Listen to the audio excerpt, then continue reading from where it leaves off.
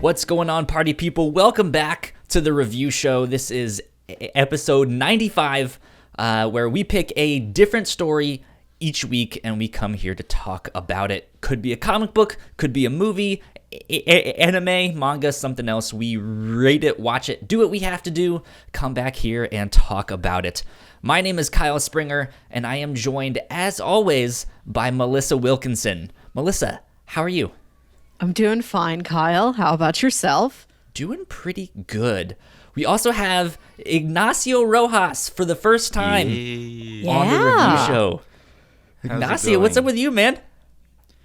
I'm a bit tired. My body's a bit tired. I was out all day yesterday on an event, and so my legs are all tired. But other than that, I'm doing great. Doing good. I was up late playing video games, which Ignacio, you and I will be talking more about later today, because you also help co-host our podcast Crossplay, which is all about video games. But I was telling Melissa before we started recording that for lunch, I thought I was super hungry, and so I made 4 hot dogs. And then I ate 2 of the hot dogs. Fully dressed bun, ketchup, mustard hot dogs. Yeah, ketchup and mustard. And I ate 2 of them. And then I was like, you know what? I'm full. And so I have like 2 sad hot dogs, like fully made hot dogs that just got like left standing there.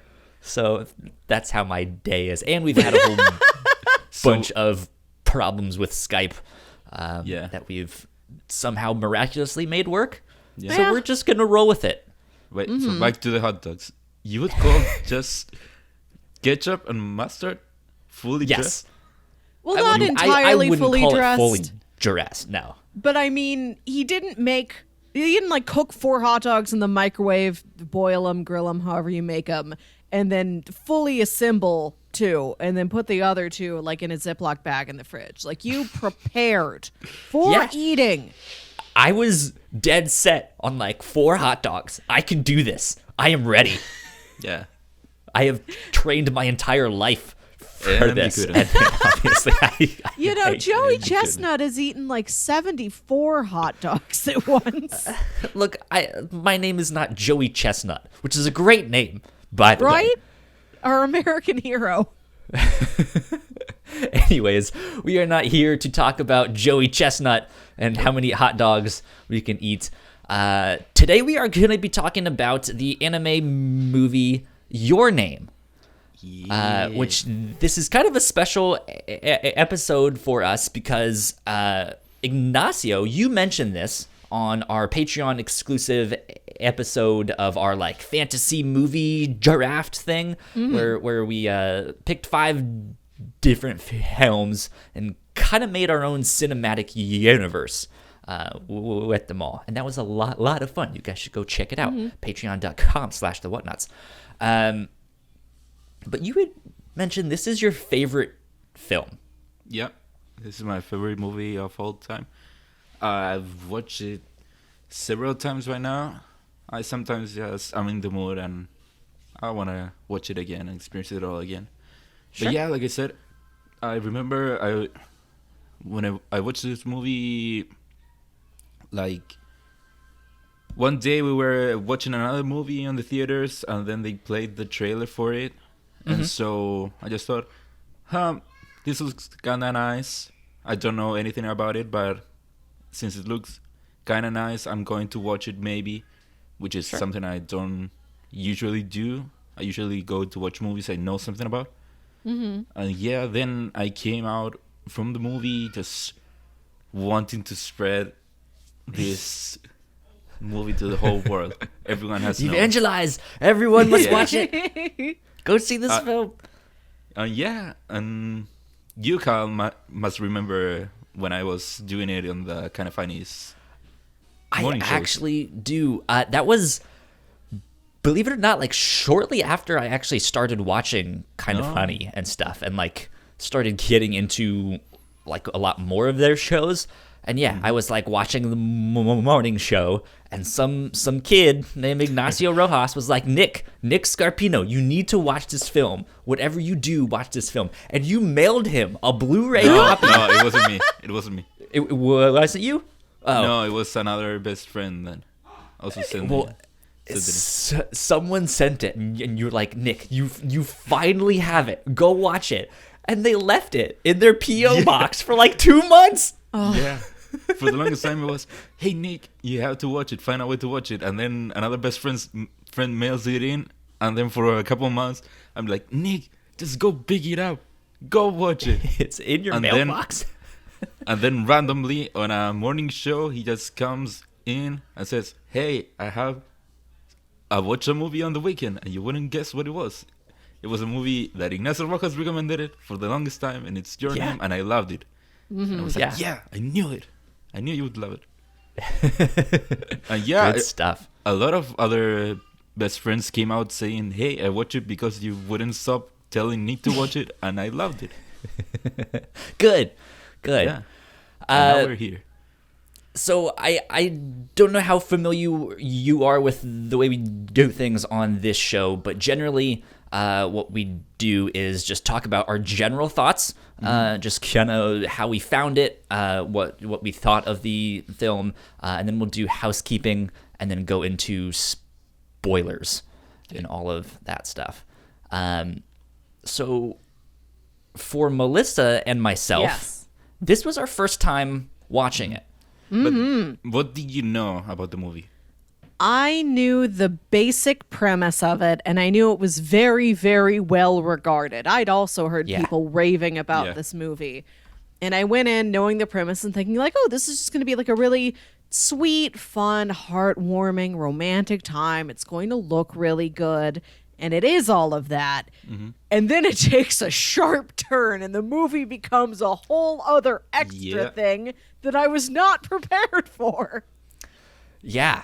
Like I was kind of the same way. I knew how well regarded this film was. It won a ton of awards and stuff like that. But I didn't know the premise. I just thought it was gonna be some like high school romance anime, which is typically not my cup of tea. However, this one made my radar of like, hey, this is probably something that I should go watch at some point. And then I think it wasn't until that Patreon exclusive thing where you were like, yeah, it's like the Freaky Friday thing going on where they like switch bodies and stuff like that. I was like, oh, weird. Okay. I was not expecting that. But here we are. We've now all seen the film. Yeah. We are finally talking about it. We were supposed to be talking about this last week, but we also had computer issues. So it's been a long time coming for this one. Melissa? Yes. What did you think, though? Now that you've seen the film. I really liked it. This was a really powerful experience.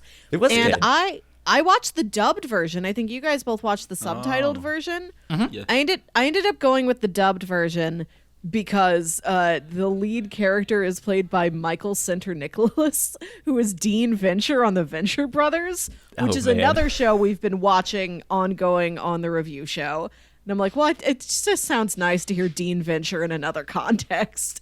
It's a good dub, I gotta tell you. I could tell there were some cultural jokes that like just could not translate. I was probably missing out on something, but it's real high quality performances over there.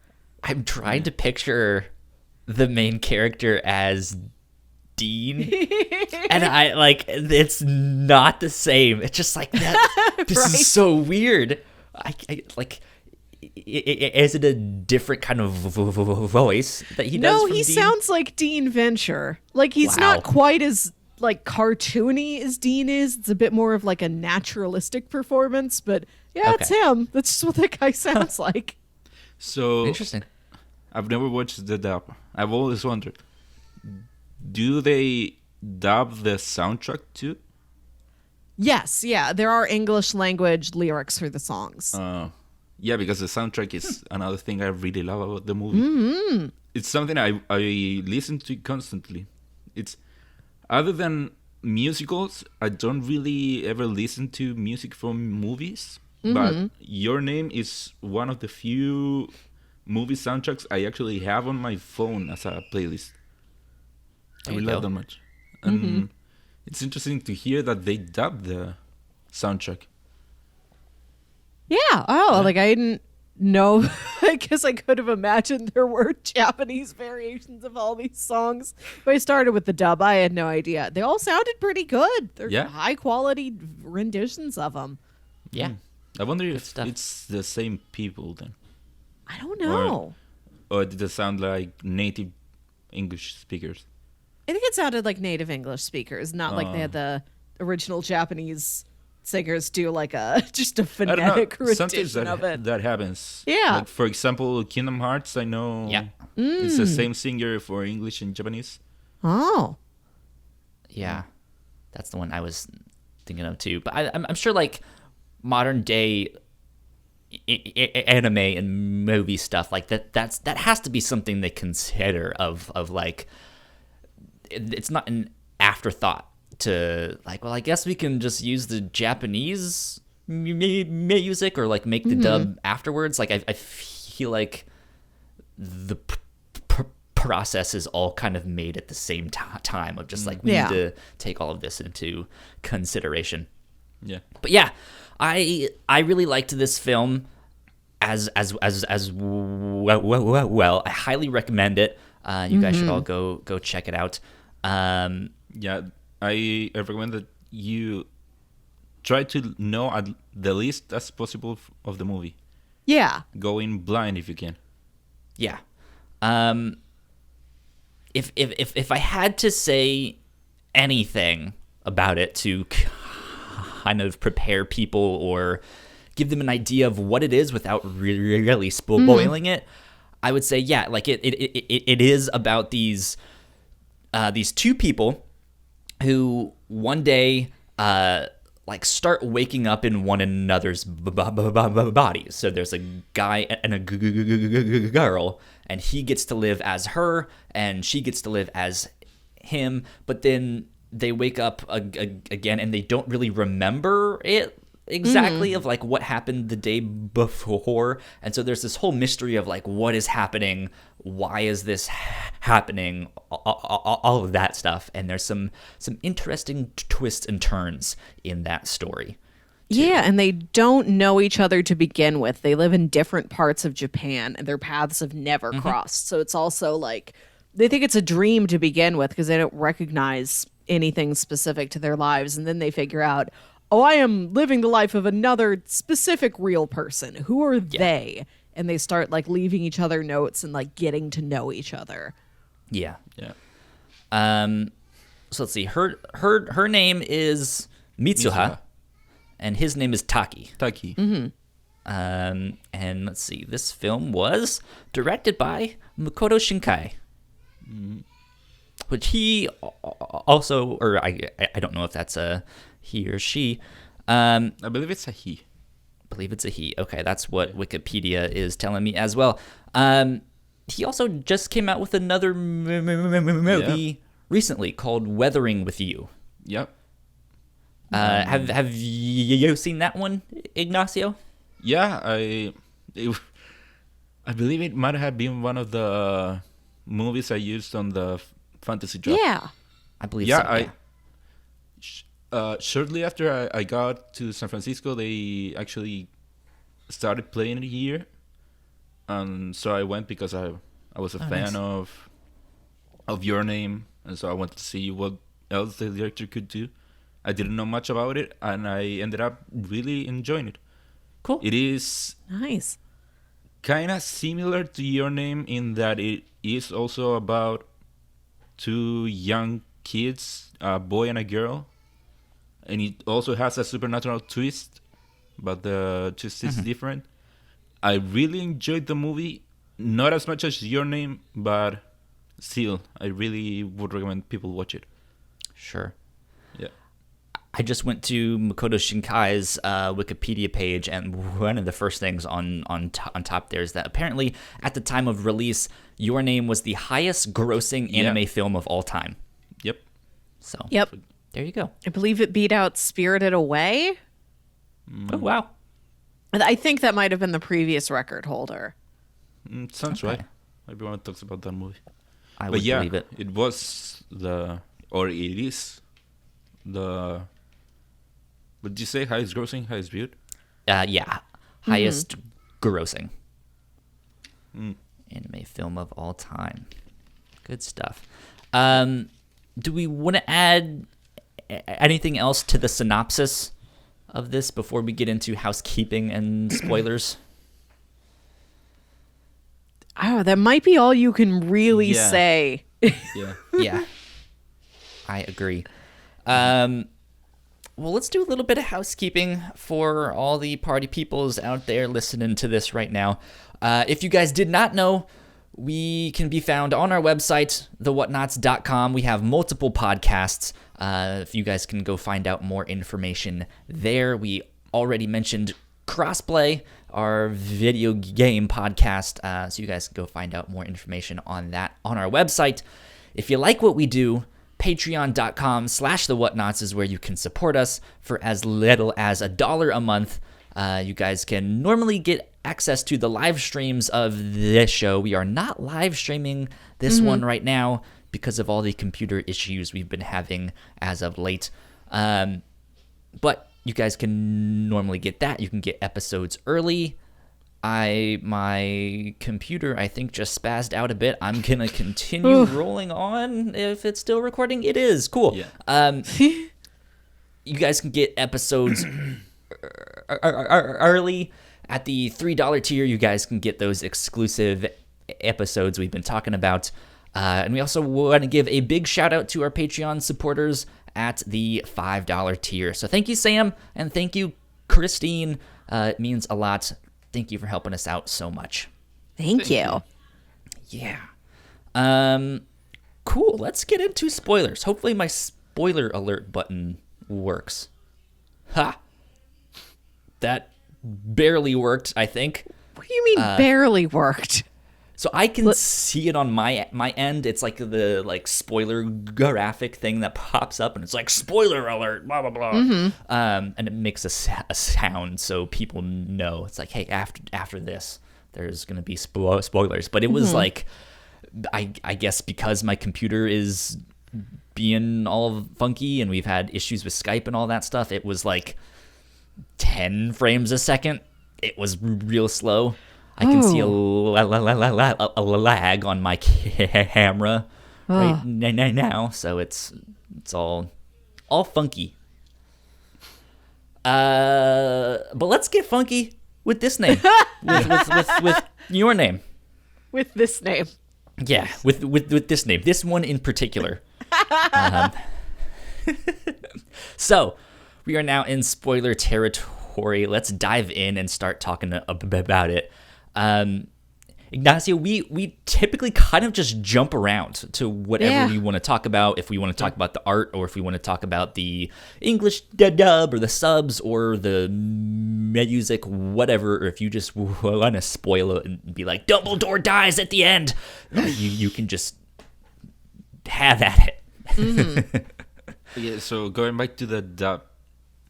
So, you know that scene when Mitsuha is in Taki's body and she is talking to the friends, Right. and when they start looking at him weird, what does Mitsuha Taki say in the dub? Oh, I don't remember, because this was a joke I'd had explained to me before. I listened to this really great film podcast called the Blank Check Podcast, and they cover a director's entire filmography in all these different miniseries. And they did a Miyazaki series last year, which also led to some discussion about Your Name. I think that's where I found out it had knocked Spirited Away off the title holder of highest grossing Japanese animated film. And I think they said that it's like a linguistic thing where she's using the feminine terms for words. but she's meaning the same words. And they Yep. were talking about how they saw a subtitled version that like didn't try to clean it up. It just says like Mitsuha says female word for fish. Friends are surprised. Mitsuha corrects herself, says male word for fish. So I don't remember what the dub joke was because I knew what it was supposed to be to begin with. Yeah, because, do you catch it, Kyle? I joke? think the version that I watched had it, that it was like he's using a different form of that word. Yeah. So the joke basically is that in Japanese, you have different forms to referring to yourself as if for a female or for a male or for in a formal way. So first, Mitsuha and Taki's body, since she is a female, she starts using the female version for me, and that's why the guys start looking at her weird. Then she uses another form for me, which I don't know exactly in which context it's used. That's why they keep looking at him weird, and then she uses the correct noun.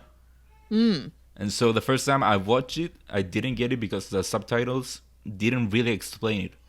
They were keep saying it me, me, me. Yeah. So now the version I just watched, it did kind of explain it in a bit, but it didn't do a great work. Luckily, I knew the joke later since I started learning more about Japanese and forms of speaking. But yeah, I was really curious to see what the dub did. Because that's a joke that only works in Japanese. Yeah, I'm I think wondering it's if it some was other. he just ends up using more cutesy terms. Yeah, They might have instead been of something a- like that. Yeah. Yeah, like you're a boy. That's weird for you to say that. Or Yeah, it's something. strange that you called this candy bar precious. Yeah. You said my pencil case was adorable.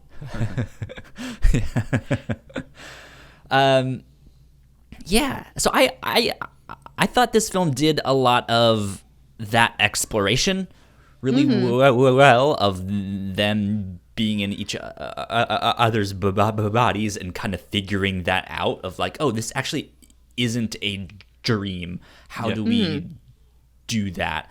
The one thing that I think kind of almost took me out of it is that there's like a montage music video in that I thought was a little bit strange. I liked it, but it was just like, this is not what I would usually expect. This is something I wanted to ask about. Yeah, you're right. Like kind of at like the first act to second act, like break point. There's this like musical montage thing, and there's another one kind of like that later on. Like this movie is so neatly divided into a 3-act structure. I was wondering if it was originally televised as 3 episodes or if it was put out in theaters, but there was also like they were planning ahead for how it would be divided in television because it is so neatly partitioned off. I'm not sure. Yeah, I doubt it was considered as a television transmission. But Is it? yeah, I get what you say about it being kind of weird. It comes kind of out of nowhere. But yeah, I still love the montage. Yeah, it's just an interesting way to do that and show it. Where like I would expect some kind of montage, right? It was just like the music was so prominent in that, and you don't get much of like the character speaking or the background noises and stuff like that. So it ends up really just being this like 3-minute long music video. Yeah, It like- felt almost I feel like I like could watch an AMV of this on YouTube. right? Yeah. And it felt No almost offense. like here's opening credits. Like this is what the opening credits would be like if this was Yeah. a show, but we're dropping it at like the beginning of the second act. Yeah. As I get why they did that, because they wanted to fast forward them actually being understanding of their situation and starting to develop like a relationship between both of them, since they are both in this situation, this kind of camaraderie of her getting him the date and all that. I feel like they wanted to fast forward that so that we're in a point where the twist happens and we feel that, and then we can still have more stuff developed throughout the movie. So I get why they did that. But yeah, you're right. It kind of feels like a music video. It works though. Like the music's really pretty. Yeah. The artwork in this movie is gorgeous. Like this is so nice looking. My one little quip about the art though, my one quibble about it is that when you go to Taki's room for the first time, you can tell you are shown and not told very well that like he wants to be an architect. Like his room is covered with these like draft drawings of like various buildings around his area. Like you see it immediately, like, oh, I understand this kid. I understand that that's what his goal is. But as the scene goes on and as you look closer in the background amid all of these draft drawings, there's also a poster that is just the word architecture. Yeah. I mean, sometimes you just have to remind yourself. Yeah. Right? You have to clearly label your interests. Right? Like how my kitchen is a sign that says food in it. You gotta So, I mean, know. I don't know about you guys, but in my room, I have a giant poster that says beach bum.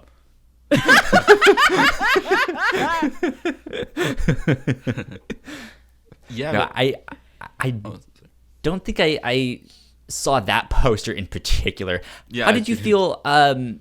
Because on the opposite end, Mitsuha, she, like her big dream is to just go to the city, really, or just to like escape from this life. Like, did you notice anything about her room that like helped define her? Of like, this is clearly who she is or who she wants to be based off the stuff that's in her room.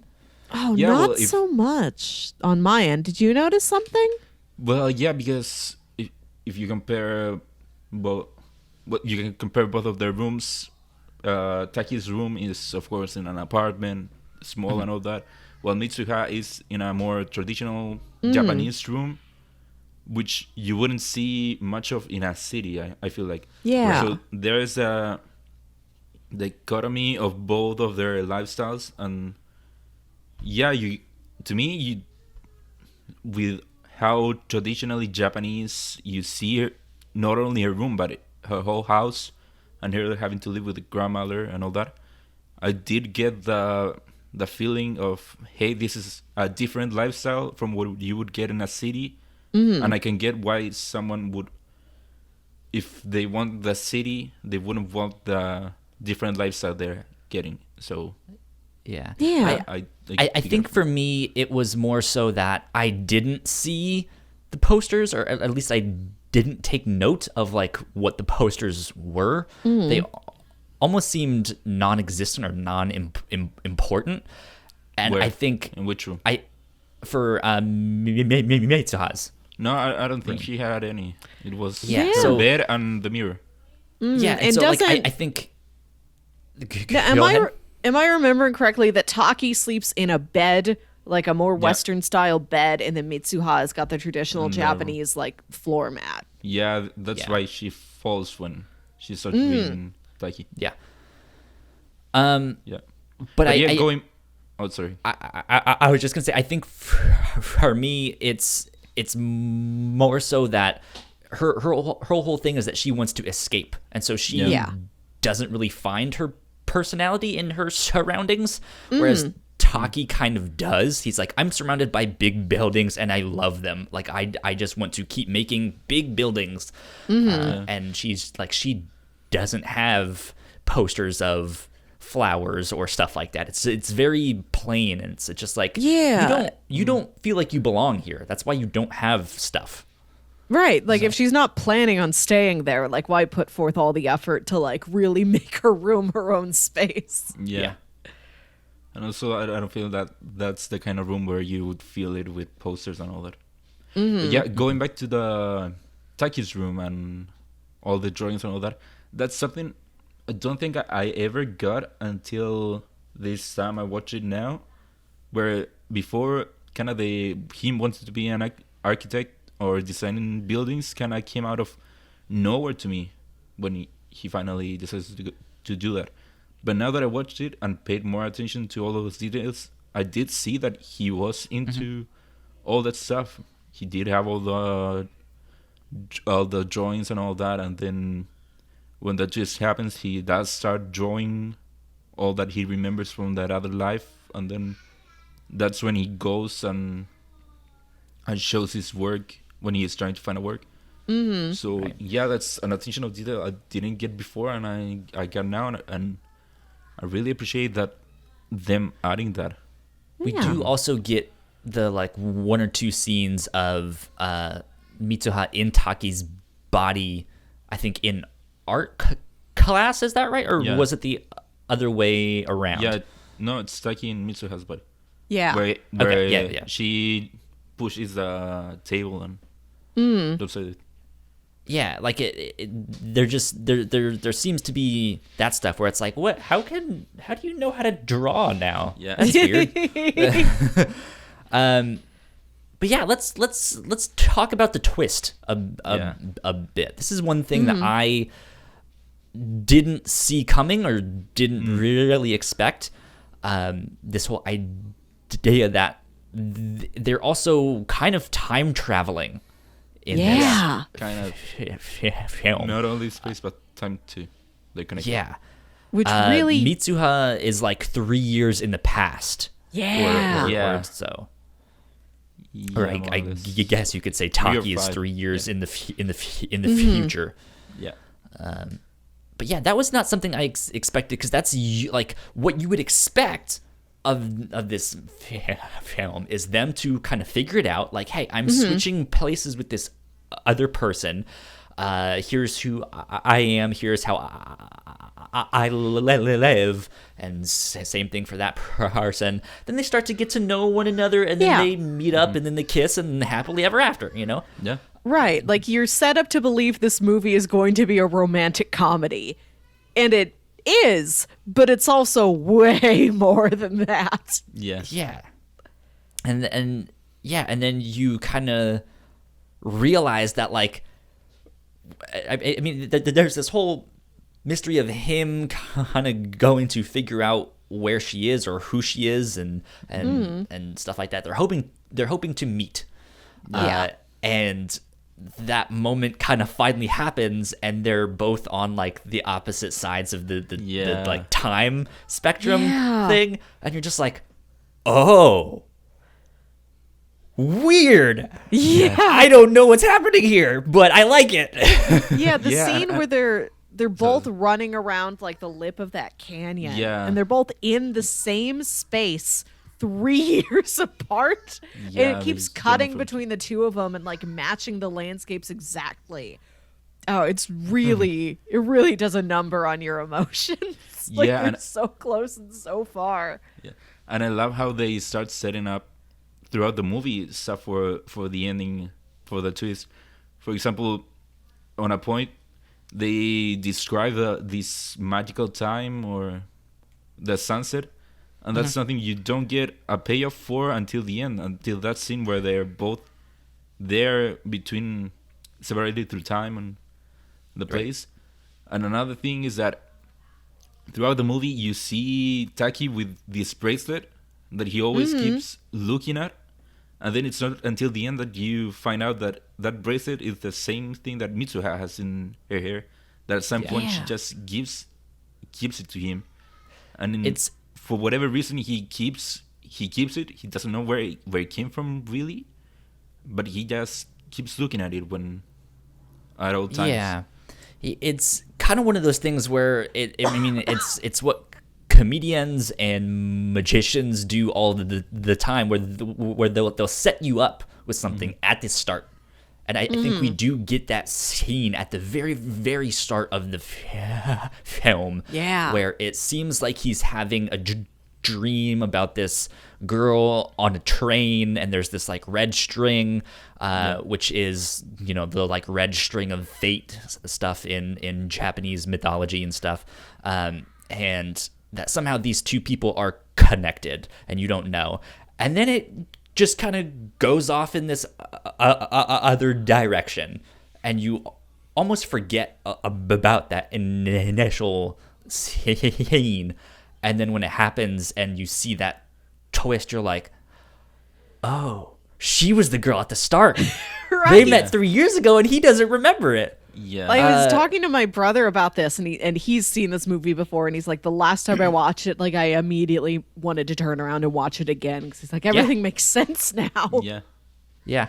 Yeah, I thought about watching it a second time this week, because I watched it like a week ago now. I decided not to, because normally I don't have this much free time, so I was like, video games. Yeah, like that would be something that if you, by the end of this film, if you go back and you watch those first like 10, 15 minutes, you'll be like, oh man, right in the gut. They're right there. Right? Like, Yeah. say hello. Do something. Like, it's time travel. It's showing you...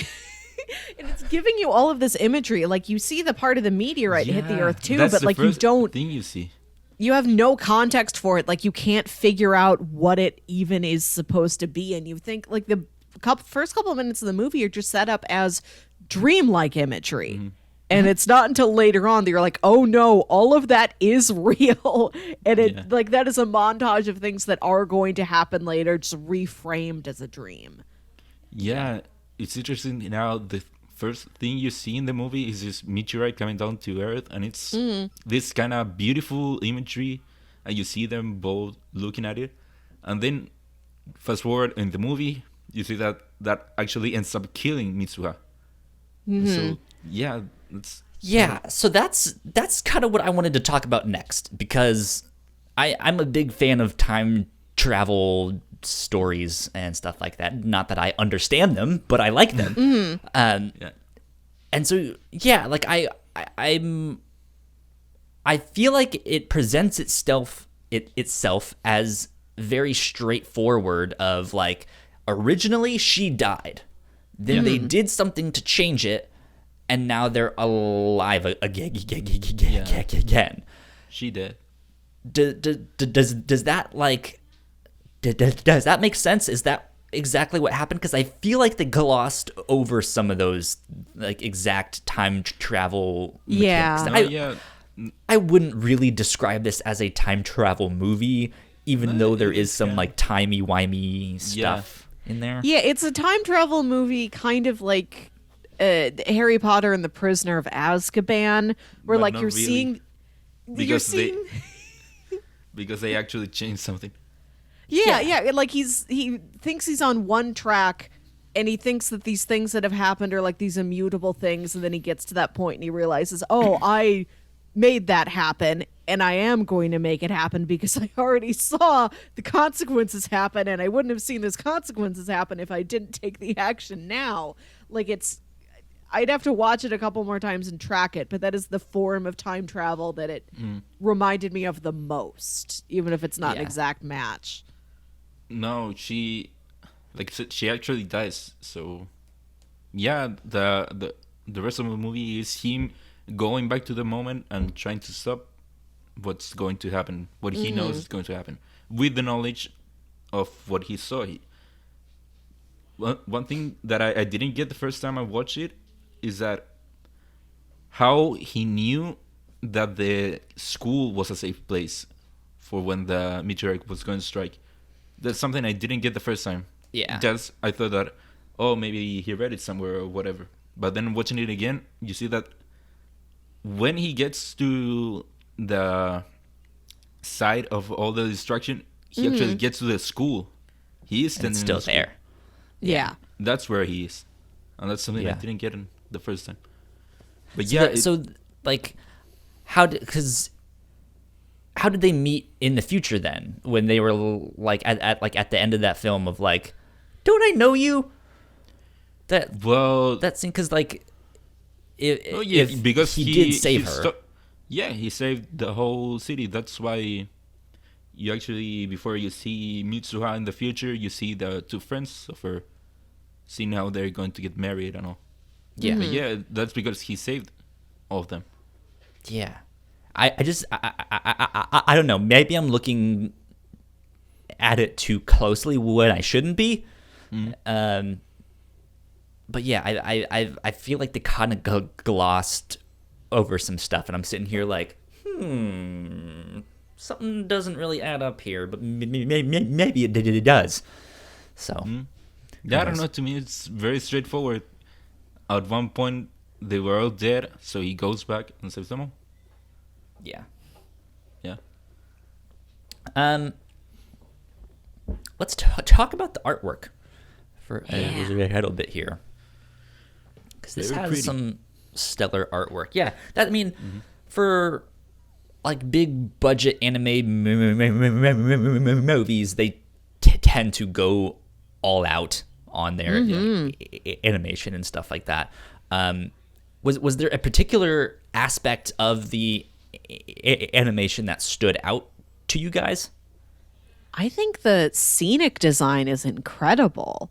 Like for Yeah. every different kind of scene you get, like it's not just Mitsuha's like idyllic mountain town. It's also like this is one of the most beautiful depictions of Tokyo I've ever seen.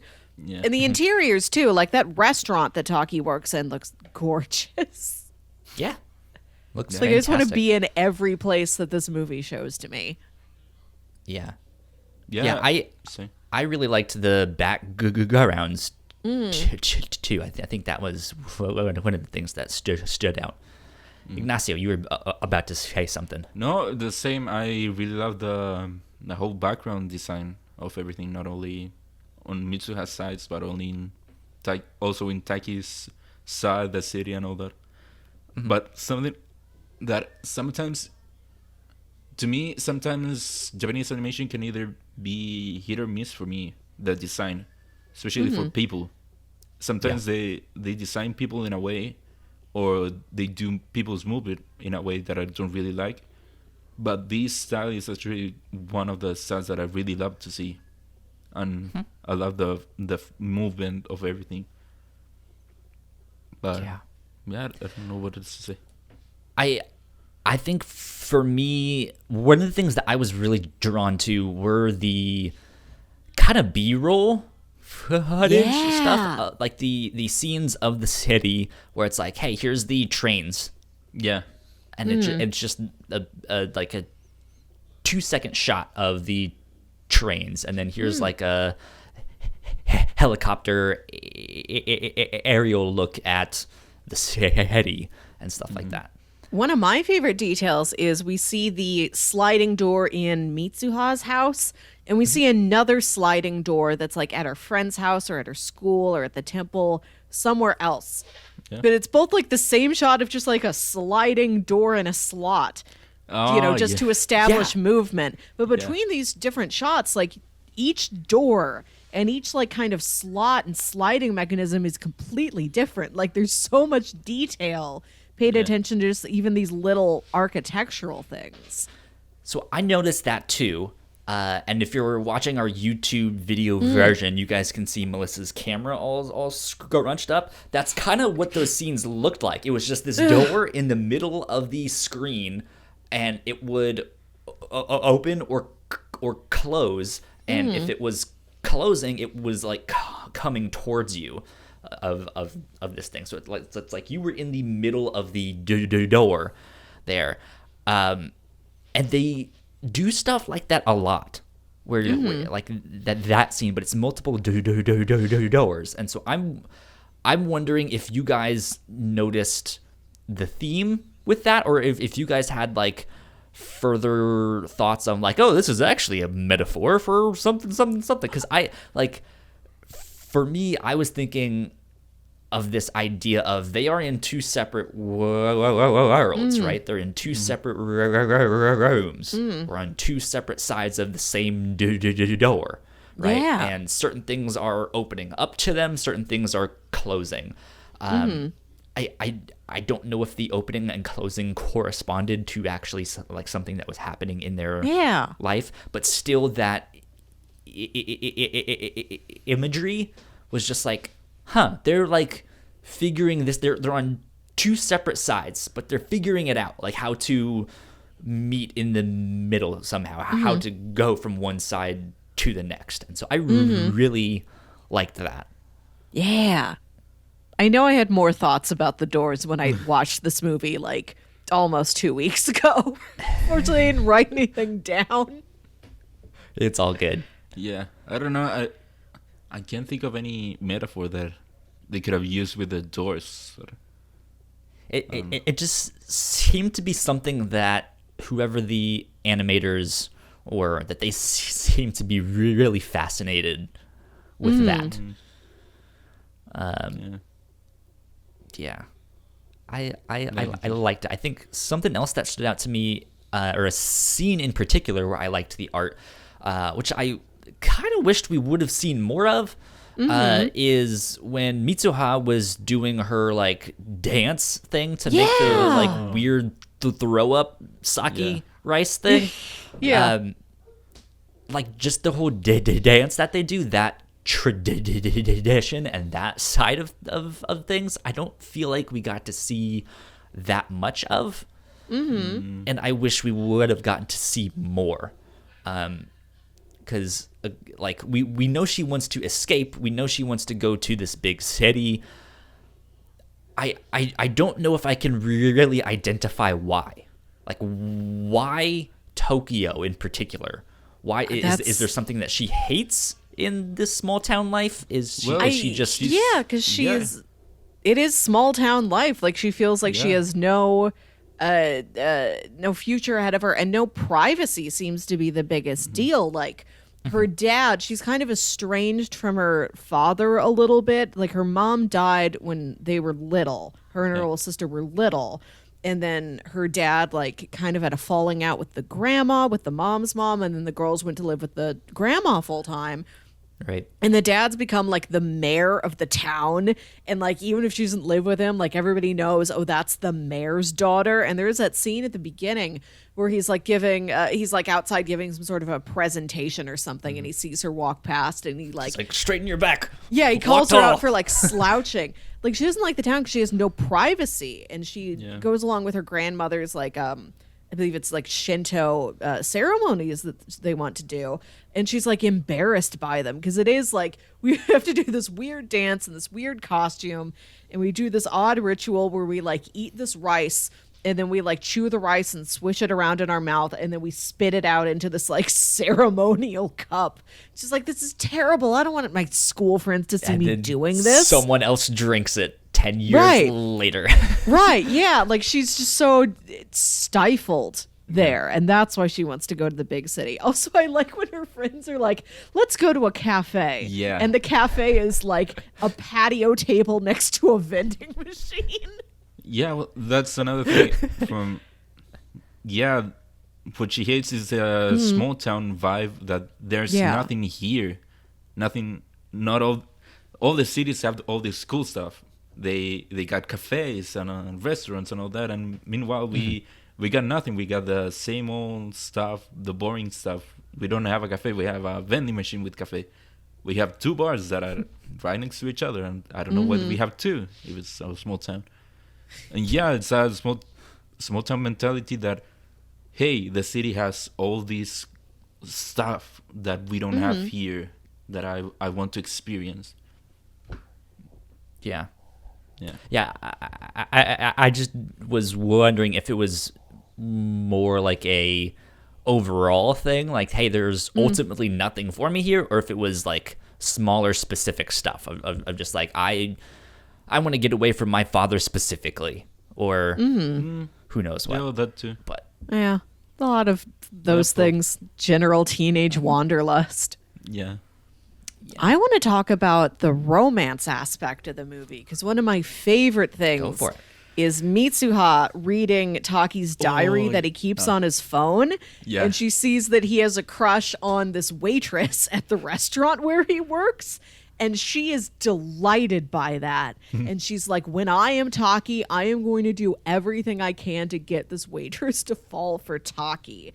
Like, that resonated with me the most, is like the most realistic young girl emotion of loving the concept of a boy being in love. Of course, you dream of a boy having a crush on you, but like being in the mindset of a boy having a crush on another girl is also exciting. Like, this is like a cute schoolgirl fantasy I didn't know I had, to be the Cyrano de Bergerac and the guy he's like trying to give advice to. Like, you're both of them, and like you are the man, and you're acting out like, this is what a lady really wants. This is how you treat a girl, how you impress a girl, what you say to her. And you are the boy treating a girl the way you would dream of being treated. And I love when she plans the entire date for him and this waitress. And she leaves the note in his phone like, okay, this is everywhere you're going and everything you're going to do. Like, it's her going back to that big city dreams thing. She's like, oh, I'm going to go see all the stuff in Tokyo I've wanted to see. We're going to go up in we're going to go to Tokyo a museum. Tower. We're going to go to a Right. nice restaurant. Or I'm going to all the stuff romantic she's wanted bridge. to do. Yeah. Romantic bridge.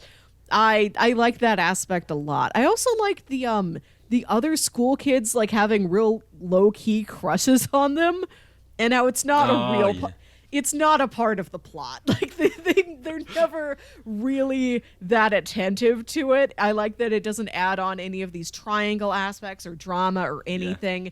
There's just this one little bit where like another girl in Mitsuha's class gives her like a Valentine card.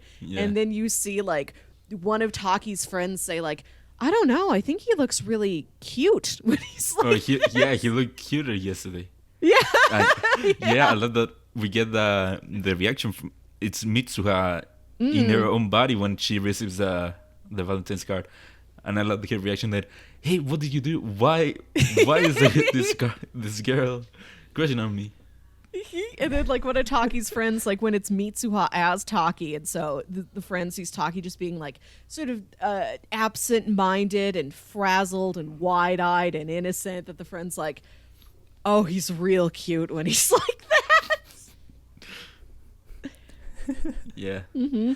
Good stuff. Yeah, Which is an interesting thing, I think, because I mean, someone can correct me if I'm wrong, but I still feel like homosexuality in Japanese culture is still something that's like very taboo, and like probably you don't want to talk about it and stuff like that. So to even see them say something like that, I don't know if there's a weird thing in the translation where it's not meant as a like as subtext of like, hey, he might have some like bisexuality or homosexuality feelings there. We don't know exactly because it's not really important to the plot, but I think even just mentioning that in the film is like, interesting. Okay. Yeah, and it's just a cute character moment, and I love that it's that friend and the waitress. Like, Taki goes on this date with the waitress, and the waitress kind of sees like, I get the feeling that there's somebody else in your life, and that's okay. I'm glad I got to know you, and I'm glad we had this fun day. Like, let's be friends. And it's that guy and the waitress. I forget her name, unfortunately, but they're the ones that go with him when he goes on this mountain excursion to try and find Mitsuha's town. Like, I like that those two characters like never hold anything against him, and they're like always his friends, and they're going to go on this wild, goose chase with him. Yeah, and I love how she's the one that realizes that Taki has feelings for this other girl before he actually realizes about that. And I love this is a different kind of romantic movie. Yeah. The premise is really interesting as a way for them to fall in love. And I really love how they managed to do them falling in love being each other. That's a really interesting part. Yeah. And then, I don't know, did you guys ever get emotional in the movie? During the magic hour scene, that twilight scene where they actually are talking to each other face to face for the first time. That's the biggest moment for me. Yeah, for me. Yeah, that one is especially because it just like cuts off so suddenly. Yes. When it's like, oh, the sun is gone, and it's just she's she's like not there. nothing. Yeah, for me, the one moment that keeps getting me emotional to the point of almost dropping a tear is that part when Mitsuha is running to try to get to her father, and she stumbles, and then she looks at her hand.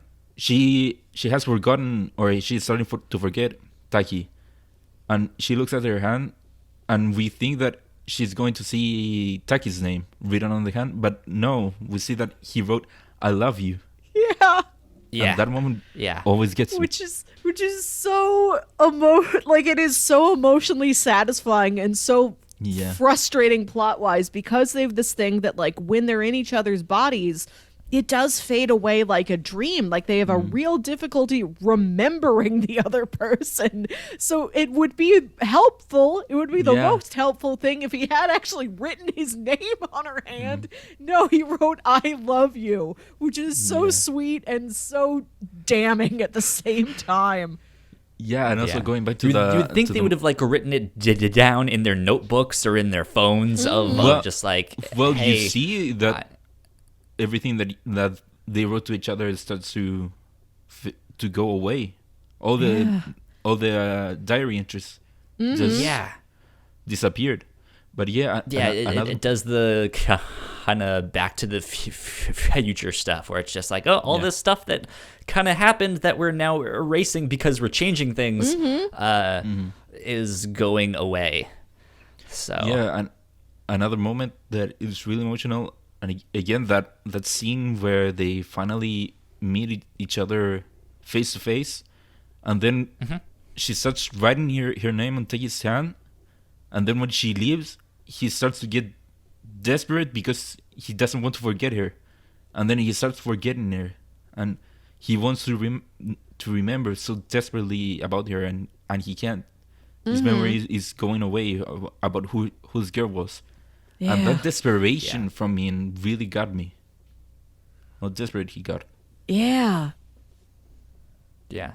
The weird thing, I think, for me was one of the ending scenes when they do finally meet in, like, modern day times. Because he sees her when he's on the train, and he hops out and he goes running after her. And then there's, like, a weird, like, moment where they pass and they don't acknowledge, like they see one another, but then they don't acknowledge one another, and it looks like they're about to keep going, and then they stop. Like, I guess I should say hi. Actually, I did chase after them. Like, just like what you wouldn't just be like, wait, don't I know you from somewhere, and just like stop them immediately? Like, why? Like, you went through all of that trouble to go after them, and then you just walk right by them. No, and then that's the curse of this thing, is that their memories are so amorphous and intangible and like sinking through their fingers like sand. Like they see this other person and they're like, I have to get to that person, and then they run towards them and they get close enough, and their brain is still second guessing themselves, like, wait, no, I'm crazy, like I don't know that person, what am I doing? And then they try and like they're embarrassed and they're like, I'm just gonna keep walking, and they walk past each other again, and then they're like, I have to ask you, do I know you from somewhere? And like when it she starts keeps reverting she kind of itself. starts crying, right? Yeah. But the thing there is that they start running more as an instinct, because it's that feeling that they know each other and that they have a lot of feelings for each other, but they don't know it. It's more like an instinct. So when they finally get face to face, there's still that other part of them not really knowing the other person. So it would be kind of ridiculous for them to go up to someone and say, hey, do I know you? I just ran all the way here. Yeah. But and then at the end, when they finally turn around and they say the title of the movie, At least in the Japanese version. Hey, Yeah, what's your name? Yeah, that's how it goes in the American version too. Yeah. It's good stuff. Yeah. Really good stuff. Great Yeah, stuff. it's Good stuff. Let's see. Is there any kind of last moments you want to talk about or discuss or mention? Stuff you liked? I don't know. I wish I could remember more details of it more specifically. This definitely is a movie I can see myself returning to. Like, this is really impressive. Yeah, it really is that good. I think for me, if I had to say anything critical of the film, I think the things that I can think of is like, it's still really good. Maybe these one or two moments were a little strange, but they do it well and they pull it off, Which right? moments? Like I Which think moment? first of all, I think in general, the plot, except for the twist, is fairly standard. And I think the twist is just enough to kind of set it apart, but it still kind of ends up being what you would expect of, like, oh, at the end they finally get to meet and you know, stuff like that. So I think but maybe still, a I little think standard, but they still do it so well, though. Right. And I think that's the strength of this movie is like the severe tonal shift that it takes. Like when you watch the whole thing, it feels consistent. But like at the beginning, you're so set up to think this is just a Freaky Friday romantic comedy. So that so you're not thinking at all about the logistics of, now, can you actually prove to me that both of these people live in the exact same time period? Like, it's not giving you anything to lead you on to believe there is going to be a twist. Yeah. It seems Right. so straightforward that your brain is not putting that work in to be like, all right, what's going on here? What clues am I supposed to be looking for? As far as you know, there are no clues. Yeah, Yeah. and it being so straightforward is what makes the whole twist hurt more or be more impactful, because Right. you're not expecting it. Right. You're thinking the movie is going this one way, and then they turn it around the other way. And I Like, think you don't expect this to be a movie that has a twist at all. yeah, and also the fact that the ending, not really the ending, but the take away the part where they finally meet in the end, it really is kind of a tragic in a way, because they don't end up with each other for all these years. They after they meet at that point in the circle and all that, they don't see each other for Mitsuha for 8 years. Yeah, that's a lot. Yeah, they just live these lives, their own lives apart from each other, really not knowing about the other one. Yeah, it's not until they meet in the end that they finally get to be with each other. I think that's about all I have to say on the film. Ignacio, one of the things we normally do at the end here is recommend some things. If people liked this, what else would you recommend for them to go check out? Well, it's an easy one. If you like this, if you like Your Name, I do recommend you watch Weathering with You. It's from the same person, and if the things you liked in this movie, I think you will also find in Weathering with You. Sure. There are some similar elements to it. And another movie that I would recommend is A Silent Voice. It is also a Japanese animation movie. It's actually the movie I watched before this one. That before Your Name, it was a movie that I came out from the theater and I wanted everyone to watch it. Before Your Name, I was actually trying to get Nick to watch A Silent Voice. Yeah, Those are good ones. It also, yeah. A Silent Voice is also a beautiful movie that you should watch. Cool. Melissa, what about you? What would you recommend? When you want to talk to me about tragic time travel romances, I'm always going to think about Lost. That's time travel. Interesting. I've never watched Lost. I didn't know there was time travel. You start getting time travel stuff in season 3.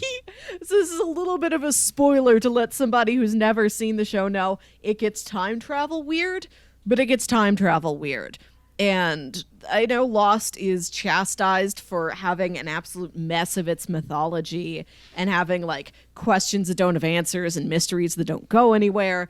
Lost, I believe, should be remembered as a show with fun bonus mysteries where the real draw of the thing, its real strength, are these character relationships. That romantic and platonic, but there's some amazing romances in this show that just get like torn apart by all this sci-fi nonsense around it. And there's also great episodes that really play on the sense of time. And like, there's one where you The think Constant? Yeah, I'm thinking of The Constant. Also paired with The Constant, there's Flashes Before Your Eyes, and then Ji Hyeon, Yeah. which is an episode that I don't want to spoil it because that is an amazing. We're twist both if really you big know that Lost episode. Right? fans, Ignacio. So Yeah. Like, I don't know if these are episodes that would stand on their own very well if you didn't watch Lost. I think they'd be confusing. I've heard but I that think The Constant could, Yes, The Constant but can. it's been a while since I've seen it. So Yeah, I'd say even if you are confused, I think the emotional weight is still there if you check out any of these episodes. sure. Yeah. It's a good one.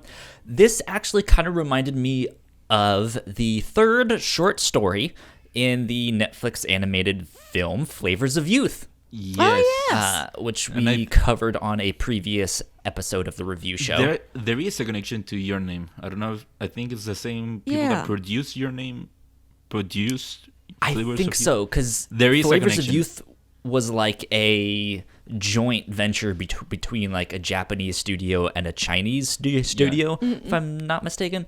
And so I think the studio that made this made Your Name Yeah. also worked on it that isn't film, the I same think. studio, but I know there is a connection. That's actually why Gotcha. I watch Flavors of Youth, because of the connection to Your Name. Gotcha. But yeah, so Flavors of Youth is like 3 short stories. They're in total, it's about an hour and 15 minutes long ish. Yeah. It's not all that long. But the third story in particular in that one is about these 2 childhood friends who fall in love, but they don't really realize it yet, and they're communicating on these like walkie-talkies and these tapes that they keep leaving one another. And as the viewer, you can kind of see this romance building between them, and you can start to see that they don't realize it yet. And then there is this like big long gap of they go their separate they go their separate ways, and then by the end of that one, they have this like moment where they come back together, and it's just like, oh, they finally made it. And it also has kind of a twist at some point. And it also is kind of a tragic story in the end. Yeah. So that's what this one reminded me of. Another one I wanted to recommend is that people watch Digimon seasons 1 through 3, because this reminds me of all the Japanese part that you see in Digimon, and it's really a great they are great shows. 1 through 3, and I think more people should watch it. Digital monsters, Digimon. No, I agree with you. Don't remind me of that song. You know my stance on English dubs, especially from that era. I thought the Digimon rap was a joke, or a one-off thing for the movie. And then when I found out that they That was used a that real for thing? for the intro and for the transformation, and It's because Pokemon had one, and yeah. and they're like we want to be our own thing, but we also kind of need to follow in some of the footsteps to make it be like, look, it's like Pokemon. See, kids will like it. I gotta tell you, as a kid, I loved Pokemon and Digimon both very much. I went to me see too. the Digimon movie in theaters twice. really, Once on opening weekend, and then 1 week later for my birthday.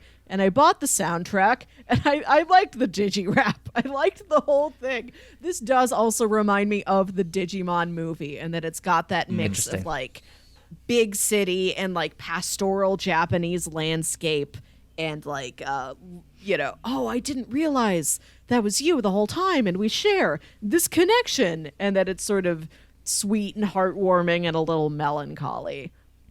Cool. Yeah. Good stuff. Melissa, it's going Yeah. to be your turn to pitch what we are potentially talking about for this next episode. Well, the next episode, 2 episodes after this, because next Oh, week, yes, right. next week is our next installment of our ongoing series, watching all of the Venture Brothers. We typically do this last weekend of the month, but this got thrown off because of technology troubles. So yeah, next week we're going to be talking about seasons 3 and 4 of the Venture Brothers.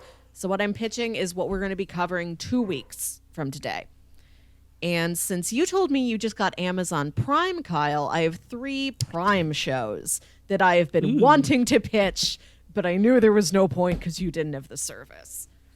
2 of these are Prime originals, and one of them is a show that aired on AMC, I think, but Prime is the only place you can find it streaming unless you want to buy each episode for $2 off iTunes or something like that. Okay. Pitch number 1. I mentioned earlier the Blank Check film podcast that I really love. This is co-hosted by an actor named Griffin Newman, and he appears in pitch number 1, which is the... He appears in pitch number 1, which is The Tick. This is the latest rendition of Ben Edlund's The Tick. This stars Peter Serafinowicz as the titular Big Blue Crusader, and Griffin Newman plays Arthur, who is the Tick's. The Tick is this big, bombastic, larger-than-life superhero, and Arthur is his sidekick, who is this real nerdy, nervous guy who has no skills but wants to do well, and is just following after this man who just believes absolutely in everything and is never scared, and Arthur's always terrified. And the logline for this show is, in a world where superheroes have been real for decades, an accountant with no superpowers comes to realize his city is owned by a supervillain. As he struggles to uncover this conspiracy, he falls in league with a strange blue superhero. I remember the Tick cartoon. I remember the first Tick live-action series starring Patrick Warburton. I loved both of those. I've really been wanting to watch this version of the Tick, especially because I love these 2 lead actors. And now that you have Amazon Prime, this may be our chance to do it together. So I am suggesting we watch season 1, which is 12 episodes. Okay. So that's pitch number 1, option 1. Pitch What's number option 2 is Carnival Row. This is a newer Amazon Prime series, and this I don't is think I've heard of this one. This one came out, I think, like last summer or fall, and this is a Victorian era urban fantasy. This stars Orlando Bloom and Cara Delevingne.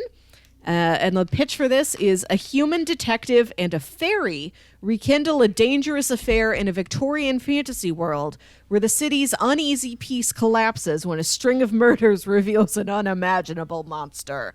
So it's like all of fairy folklore is real and exists in like Industrial Revolution era, like Jack the Ripper Victorian times London, as cool. this like other class of people that is also out there like struggling to survive.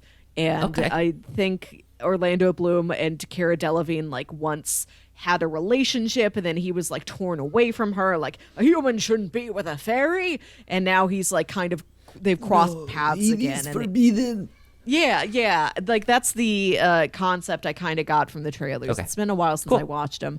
Oh, this thing looked cool. I like those actors. I love urban fantasy and fairy stuff. Good stuff. Pitch number 3 is we had like a sci-fi one, like a fantasy one, and this is just normal human drama. Pitch number 3 is a show I've been wanting to watch for a while, again, because I love the leads in this. This is a show called The Night Manager. Have you heard of this one? I don't think so. This is based on a novel by like this French like spy and espionage master. I think it's Jean Le Carre is the guy's name. And the description for this show is that an Englishman, Jonathan Pine, played by Tom Hiddleston, is working as the night manager of a Cairo hotel. He gets involved with a local woman who is the girlfriend of a gangster. Through her relationship with the gangster, she has acquired information linking illegal international arms sales with Richard Roper, played by Hugh Laurie, an English billionaire. Pine is enlisted by the British intelligence to infiltrate his inner circle and spy on him. What follows is a very dangerous game of intrigue and deception. So this came out several years ago, and I was like, great, Hugh Laurie. I haven't seen him do anything since House. This looks great. And I just didn't get around to watching it. I heard really great things about it. And I know you like crime stuff, so maybe we could watch this. Elizabeth Debicki's also in this. I love her and things. What a treat. I didn't even know she was in this till I looked it up on IMDb. And so that season is 6 episodes, and the Carnival Row season was 8 episodes. Okay. Let's see. Ignacio, if you had to pick, what would you pick of those 3? The only one I've heard about is the Tick, and I know people do like that show. Yeah. So, I don't know. That's the one I would recommend. But also Hugh Laurie. I love that guy. Yeah. Hugh Laurie is good. I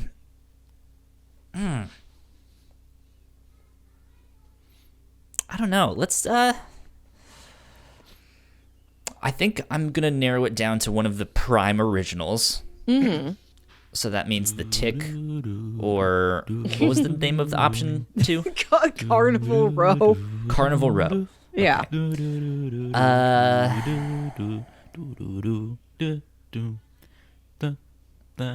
Let's go with The Tick. Yes. Because I've been interested in that show. I don't know too much about it. I remember the older TV show. I remember the comics just because I'm a big comic book nerd. Yeah. All that stuff. But yeah, I've never actually really taken the time to figure out what The Tick is, or who The Tick is, or why The Tick is. Right? I think that's also kind of the mystery of the show, is that Arthur is this normal man and that he can't tell where the Tick is from. Like, do you have another identity? Were you a normal once? Yeah. Okay. It's supposed to be a satire of superheroes. Yeah, it's super campy. At least the other versions of the Tick have been. I haven't seen this one before. I just know the other versions, but I think they all kind of follow the similar tone. Yeah, indeed. So that's what we're gonna do for 2 weeks from now. Yeah. So be watching that. In the meantime, like Melissa said, this next week will be part 2 of our Venture Brothers coverage. We're gonna be watching seasons 3 and 4. So over the next 2 weeks, we're gonna be getting a lot of Patrick Warburton. Oh, because he's in. He's in Venture Brothers. He was in the old Tick show. I don't know if he makes a cameo in this show or not. I would hope they at least give him the a old Tick show cameo. is also very good. That's also something I've been thinking about pitching. I just love Griffin Newman so much. I'm like, I'm gonna pitch the Amazon Prime Tick first. Okay, cool. I'm all about that. Ignacio, thank you so much for joining us this week and for being like, hey, you guys need to watch this film. Yeah, thank you. I love talking about Your Name. Like I said, it is my favorite movie, and I'm glad more people got to experience it. Cool. So good stuff. Great. Where can they find you on the internet? Well, you can find me on Twitter at Ignacio Rojas B. That's IGNACIOROJASB. That's my name and last name. And also you can find me on a little podcast called Crossplay. More at the Whatnauts.com. Yeah. That's our website. podcast services Around. around the globe. There you go. Melissa, where can they find you? You can find me on Twitter and Instagram at Wilkywit. That's WILKYWIT. And go check out our Venture Brothers episode from a couple weeks ago on seasons 1 and 2 if you want to catch up on that. Yeah. You guys can find me at YoKyleSpringer on Twitter and Instagram. If you guys want to stay up to date with all of our shows and all of our many computer problems, we are at the Whatnauts on Twitter. You guys can follow us there. We've mentioned our website. We've mentioned our Patreon. Go like, share, subscribe. Help us out on YouTube. We're just shy of 60 subscribers. Tell a friend.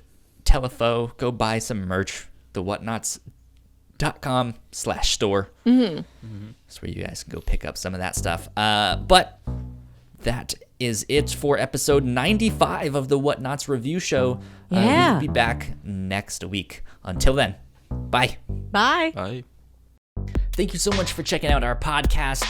Thanks for sticking with us despite all of our technical hiccups and stuff like that. We've had a lot of computer problems lately.